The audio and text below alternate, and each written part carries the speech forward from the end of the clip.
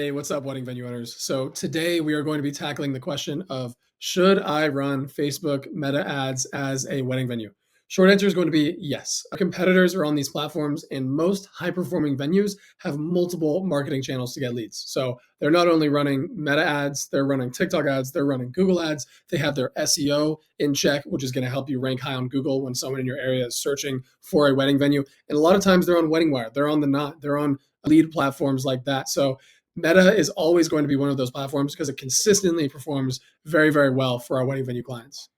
So the perfect bride is on there as well. So we are targeting millennials and Gen Z. That is who is getting married now. And these are people who are on social media. It's where they get most of their information and find out about things. So your marketing has to be, in 2025, your marketing has to be on point if you want to stand out to them. So the bar has been raised. Businesses understand their customers are on these platforms, and they're going to be investing heavily into these platforms because, like I said, this is where everything happens. This is where the world happens. This is where people find out about things. These platforms are becoming more of a search engine now. People are actually searching for things on Instagram, on Facebook, on TikTok. So it's an absolute must to be on here, and it's an absolute must to be running ads, specifically as a wedding venue. And one of the main reasons that Meta is such a great place for venues specifically is because of the targeting. So it allows you to target brides and grooms very effectively. So every penny of your budget can go towards couples if you set your campaign up right. Facebook allows you to change your relationship status from single to engaged. So you're actually, as a venue, you're actually able to target these people who have done this on Facebook and Instagram.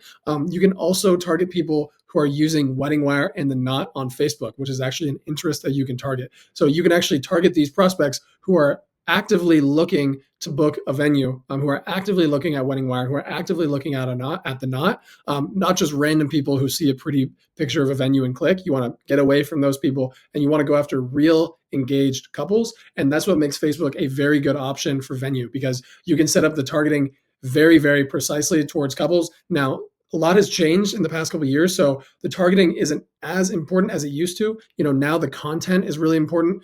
But having said that, especially when you're launching a new ad account on Facebook, having targeting options is going to help a lot. We have split tested in the past broad audience settings versus interest-based audience settings with these targeted options. And almost always the targeting options, if you're targeting brides and grooms, almost always using that targeting is going to outperform the broad settings. So that is what makes Facebook a really, really good option for venues. It's just that targeting and how precise you can get towards couples.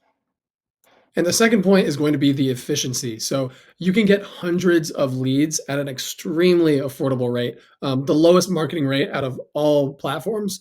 We see an average cost per lead around $3 to $8 on Meta, meaning for every $3 to $8 you put into Meta, in return you get an inquiry. That is a lot. It's going to be a lot higher on Google specifically. Cost per lead on Google is going to be a lot higher. So you can just get such a massive volume of leads at such an affordable rate.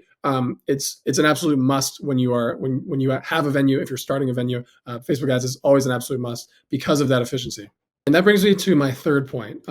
Guys, boosting awareness posts is not running ads. It's completely different. When you're boosting a post, you don't have much control over who you are targeting, and you're not going to get ROI, especially if you're boosting an awareness post. So that's good for getting the word out about your venue, increasing your followers, getting more likes on a post. That's all good, but it's not going to generate you actual ROI. Now, having said that, one strategy that we've seen work really well for our clients is called the smart boosting strategy. So with what you can do on this is you can post a simple question on Facebook, something like, what is your number one priority on your wedding day? And then you're going to boost this post at around $5 per day and try and get as many comments and engagement as you can from brides and grooms. And so this will actually teach Facebook who to target, because if you're getting a lot of engagement from brides and grooms, if you're running a lead form advertisement at the same time, which is where you get the ROI, Facebook will actually take this data from the boosted post, from all the people that are commenting, sharing, liking these posts. And like I said, you have to make the question bride and groom specific, because you only want active brides and grooms answering that question. And if you do it correctly, Facebook is going to take the data from the people that are commenting on these posts and give you a more precise, accurate audience for your lead format, which is going to get you higher quality leads in the long run.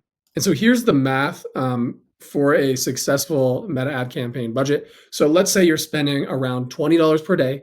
You want to have at least 2 to 3 pre-qualifying questions within the lead form. So you can ask things like, what is your venue budget? What is your desired event date? You just want to ask a couple things to pre-qualify people before they come into your pipeline at the top of your funnel, and also to scare away people that might not have a budget or who, not as serious. So you want to have 2 or 3 lead form questions. A cost per lead target is going to be around $5 per day. So if you have a $5 cost per lead. So if you have a $5 cost per lead, that will equate to around 120 leads per month. Granted, a $5 cost per lead is really good. So you're gonna have to, really know what you're doing to be able to get that target. And then a target lead to conversion rate is going to be 10 to 20%. So it's kind of a different conversation for a different video, but you want to be converting at least 10 to 20% of all leads into tours. Now, if you look at the bottom screenshot, that's one of our campaigns. That was from January 1st through the 31st. So they received 114 leads. They were only spending around $13 per day. So they spent a total amount of $399 to get 114 leads at a cost per result of $3.50. So something like that is what you want your target to be. You want the cost per lead to be as low as possible so you can get that volume of leads coming into your pipeline. Now, like I said, getting leads is step one. Converting those leads into tours, that's going to be the harder part. And like I said, usually in our marketing systems, we convert our clients 10 to 20% of all leads into tours. But like I said, getting the conversions is a completely different conversation. So just to give you like a sneak preview of what you need to be working on, if you already have the leads, coming in on a daily basis and you have the volume there, you're going to want to have 3 things on the back end. And there's actually going to be a lot more than 3, but these are the 3 basic things that you need to think about once you do have that volume. So first, you absolutely need a text and email automation sequence that instantly goes out to all prospects after a form is submitted.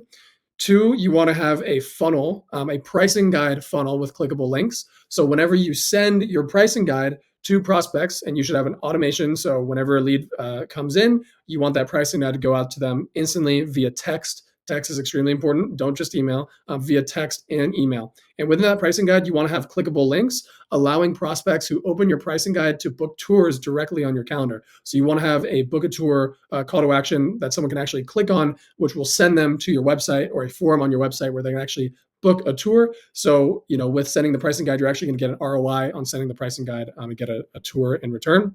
And then the third thing you want is a landing page funnel where leads can book tours directly on your calendar. So the way you want to have it set up is you want to have a Facebook lead form with pre-qualifying questions.